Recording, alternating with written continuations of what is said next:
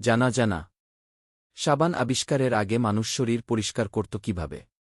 সাবান আবিষ্কারের আগে মানুষ শরীর পরিষ্কার করত কিভাবে? সারাদিন বাইরে থাকলে গরমে শরীর ঘেমে যায়। ধুলাবালি লাগলে শরীর চিটচিটে হলে গোসল না করা পর্যন্ত শান্তি লাগে না। শরীর পরিষ্কার রাখার জন্য আমরা গোসল করি।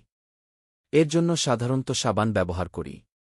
কিন্তু সাবান আবিষ্কারের আগে মানুষ নিজেদের শরীর পরিষ্কার করত কিভাবে? গোসলের সময় সাবানের বদলে তারা কি ব্যবহার করত?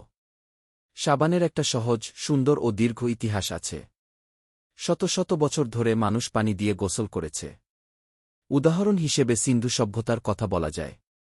2600 খ্রিস্টপূর্বাব্দ থেকে 1900 খ্রিস্টপূর্বাব্দ পর্যন্ত মহেঞ্জোদারোতে ছিল বিশালাকার বাঁধ বা স্নানাগার।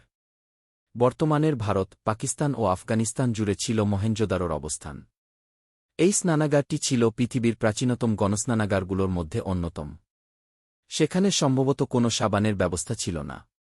মিসিসিপি স্টেট ইউনিভার্সিটির ইতিহাসবিদ জুডিথ রিডনার বিজ্ঞান বিষয়ক সাময়িকী লাইফ সায়েন্সকে দেওয়া এক সাক্ষাৎকারে বলেন, নিয়মিত সাবান ব্যবহারের আগে অনেক মানুষ অপরিষ্কার থাকত। শরীর থেকে সত্যিই দুর্গন্ধ বের হতো। আধুনিক সাবানে অনেক অতিরিক্ত উপাদান থাকে। তবে শুরুর দিকে সাবান এমন ছিল না। ইতিহাসবিদদের মতে খ্রিস্টপূর্ব 1500 সালে মিসরে চর্বি ও সবজির তেলের সঙ্গে অ্যালকাইন লবণ মিলিয়ে সাবানের মতো বস্তু তৈরি করা হয়েছিল। সে জিনিস অবশ্য পরিচ্ছন্ন করার পাশাপাশি চর্মরোগের চিকিৎসায়ও ব্যবহৃত হতো। তবে সাবান তৈরিতে একসময় গাছপালা, পশুর তেল, বালি ও কাঠের ছাইয়ের মতো উপাদানও ব্যবহৃত হতো। তবে নর্থ ডাকোটা স্টেট ইউনিভার্সিটির রসায়নবিদ শেত রাসমুসের বলেন, সাবানের প্রাচীন উপাদানগুলো খুঁজে পাওয়া কঠিন। কারণ সাবান ক্ষয় হয়। তাই সাবানের যাত্রা ঠিক কখন শুরু হয় তা একদম নিশ্চিত করে বলা কঠিন। এরপরও বিজ্ঞানীরা যতটুকু প্রমাণ পেয়েছেন তা থেকে অনুমান করা যায়, খ্রিস্টপূর্ব 2500 সালের দিকে মেসোপটেমিয়ায় সাবানের ব্যবহার ছিল।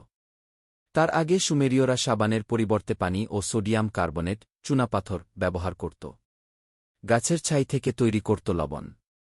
এসব দিয়েই নিজেদের পরিষ্কার রাখার চেষ্টা করত তারা। কয়েকশো বছর আগে মেসোপটেমিয়ায় খেজুর, পাইন ও তেঁতুলের মিশ্রণ দিয়ে সাবানের কাজ চালাত।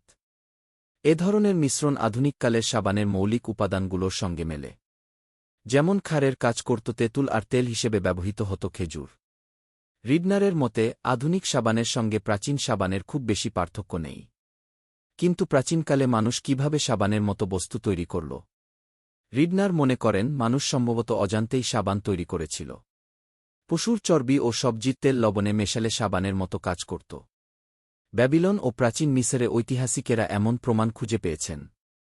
তবে এগুলোর পাশাপাশি প্রাচীনকালে ন্যাট্রন নামে এক ধরনের লবণের সঙ্গে কাদামাটি মিশিয়ে সাবানের মতো এক ধরনের বস্তু তৈরি করেছিল। সম্ভবত স্নানের সময় তারা এগুলো ব্যবহার করত। তবে প্রাচীন গ্রিক ও রোমানদের পদ্ধতি ছিল ভিন্ন। তারা শরীর পানিতে ধুয়ে গোসল করে শরীরে সুগন্ধি অলিভ অয়েল মাখত।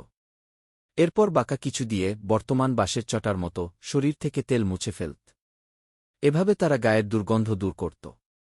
আসলে ঠিক কখন স্নানের কাজে সাবানের ব্যবহার শুরু হয় সে ব্যাপারে ঐতিহাসিকেরা নিশ্চিত নন। তবে পশ্চিমা বিশ্বে সম্ভবত অষ্টাদশ শতাব্দীর মাঝামাঝি সময়ে সাবানের প্রচলন হয়। তার আগে মানুষ সুগন্ধি এবং এরকম নানান জিনিস ব্যবহার করত। সূত্র: লাইফ সায়েন্স।